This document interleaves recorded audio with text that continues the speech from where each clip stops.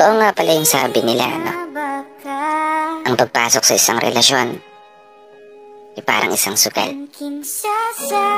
Nakaka-addict sa umpisa, pero nakakatakot pagtagal.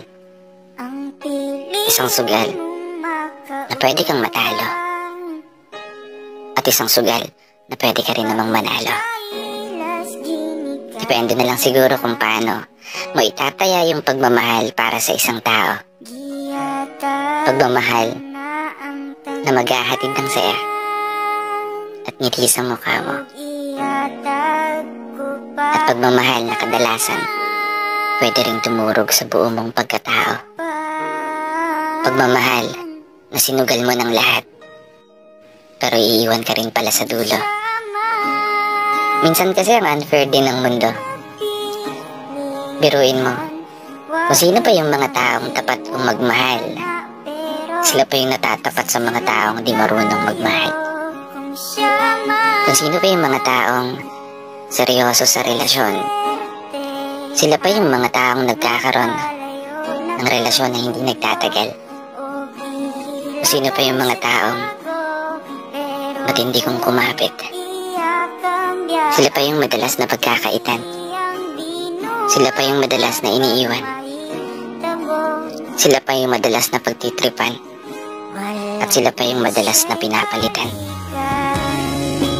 Kaya sana, kung wala kang planong seryosohin ng isang tao o alagaan ito ng tama, huwag mo nang ligawan. Huwag mo nang pakiligin. Huwag mo nang bulabugin ang payapang puso at isip ng isang tao. Kung hindi mo rin kayang mahalin, kung hindi mo rin kayang panindigan, at kung hindi mo rin kayang tiisin yung ugali na kadalasang nagiging dahilan kung bakit natutokso kang tumingin sa mata ng iba. Dahilan para magkaroon ka ng iba. Dahilan para ipagkait ang masaganang pagsasama kapalit ang panandaliang saya. Saka ka na magmahal kapag kaya mo na. Saka ka na magmahal kapag handa ka na. Maging tamang tao para sa kanya. Dito na nagtatapos. Kaya isang pagpupugay para sa lahat ng mga tao na patuloy sumasabay sa hamon ng buhay.